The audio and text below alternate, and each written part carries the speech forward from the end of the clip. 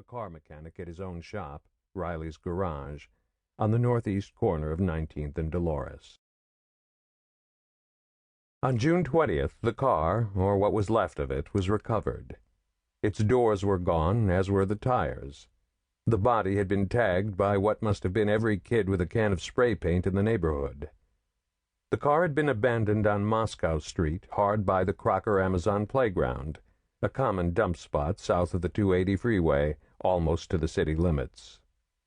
Besides the traces of cocaine, marijuana seeds and roaches, beer cans and other debris, the car yielded such a beautiful fingerprint, in blood, on the back side of the steering wheel, that Shawanda Mboto, the San Francisco Police Department specialist in these matters, let out a war whoop from her perch by her microscope. It took less than a day to verify that the blood was in fact Michael Mullen's. The fingerprint belonged to an African-American career criminal named Jerome Reese. Jerome Reese was 20 years old. He had first visited the Youth Guidance Center at the age of 14, when, without a regular domicile, he was convicted in juvenile court of stealing a pair of Air Jordan tennis shoes from Rhonda Prideaux after he had beaten him up. His accomplice in that crime, the boy who had held Rhonda down by kneeling on his upper arms and pounding away at his face while his shoes were stripped off, was another youth, Wesley Ames, better known as Tooth, because he had only one left on the top, right up front. Over the next 4 years, Jerome Reese acquired a juvenile rap sheet, mostly stealing and, when he needed to, doing some minor violence, often with his fists, although once he used a metal pipe and once a rock. He spent his 18th birthday in a courtroom. Though Jerome had not yet turned 18 when he robbed the Portola liquor store on Ocean, this time he had had a gun in his possession, which on his arrest he said had been a toy. Jerome's toy, never located, had given a concussion to Meyer Goldsmith, the owner.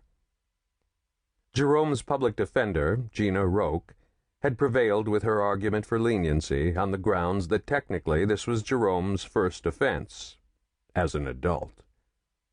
Whether persuaded by this argument or exhausted at the end of another long day at the bench, Municipal Court Judge Thomas Langan had sent Jerome upstairs to the county jail for a year, of which, due to the overpopulation of the jail, he served 5 months and 21 days.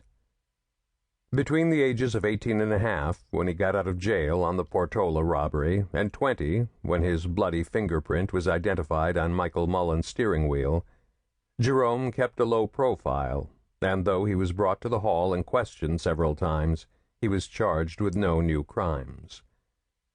Although Jerome lived and hung mostly in the Bayview district between Hunters Point and Candlestick Park, one of the coldest and most inhospitable environments in the state, at about midnight on June 21st-22nd, he was arrested by an African-American inspector sergeant of homicide named Ridley Banks as he exited the Kit Kat Club just north of Laguna, a long walk from Candlestick, after his presence had been reported by that establishment's owner, Momo House, who had some sort of arrangement with Sergeant Banks. Accustomed to the drill, Jerome offered no resistance. A search of Jerome's given address, an apartment he shared with an 18-year-old unemployed hairdresser named Carol Joyner and her 2-year-old Damien, turned up one of Michael Mullen's credit cards. Jerome professed ignorance as to how the credit card had come to rest between the cushions of his couch, saying that maybe it had fallen out of the pocket of his friend Tooth when he'd been visiting. Tooth, sadly, had died only a few days ago when he had gotten hold of some extra pure Mexican brown heroin and mixed up a speedball with it.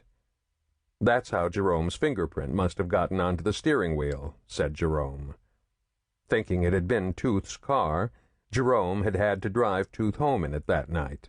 The man was really messed up, and his woman would kill him if he spent the night out again. Jerome hadn't noticed the blood. It must have been on the seat or something. Got transferred to his finger. 2 days after Jerome's arrest, a Friday, he took part in 4 separate police lineups.